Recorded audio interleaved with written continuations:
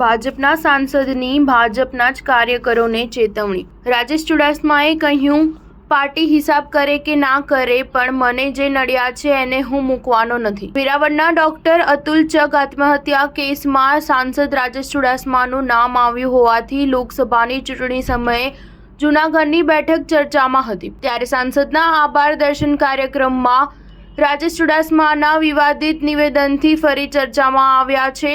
જૂનાગઢ લોકસભા બેઠક પર ત્રીજી વાર વિજેતા બની હેટ્રિક લગાવનાર ભાજપના સાંસદ રાજેશ ચુડાસમાએ જાહેર મંચ પરથી કહ્યું કે આ લોકસભા ચૂંટણીમાં મને જે નડ્યા છે તેનો ભારતીય જનતા પાર્ટી હિસાબ કરે કે ના કરે, પરંતુ હું આગામી 5 વર્ષ કોઈને મૂકવાનો નથી।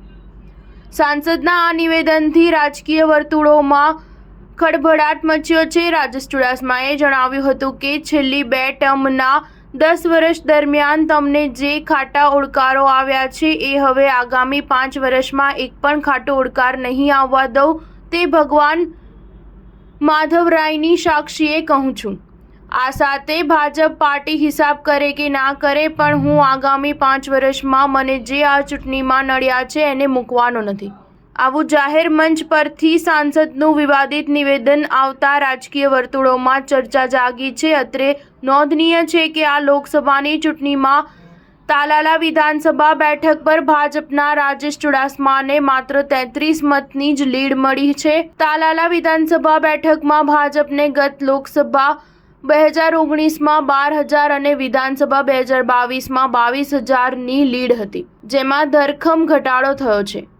ભાજપ પાર્ટીમાં જૂથવાદની વિપરીત અસર લોકસભા ચૂંટણીમાં સામે આવી છે। લોકસભાની ચૂંટણીમાં ચર્ચામાં રહેલી જૂનાગઢ લોકસભા બેઠક પર ભાજપે ઘણા મનોમંથન પછી સિટિંગ સાંસદ રાજેશ ચુડાસમાને ફરી ટિકિટ આપી હતી। વેરાવળના ડોક્ટર અતુલ ચગ આત્મહત્યા કેસમાં સાંસદ રાજેશ ચુડાસમા સામે ફરિયાદ નોંધાયા બાદ તેમની ટિકિટ પર જોખમ હતું, પરંતુ ભાજપે ફરીથી તેમને જ ટિકિટ આપી હતી અને તેમની જીત પણ થઈ હતી। સ્ટાર ન્યૂઝ 7 હંમેશા સચ્ચાઈની સાથે।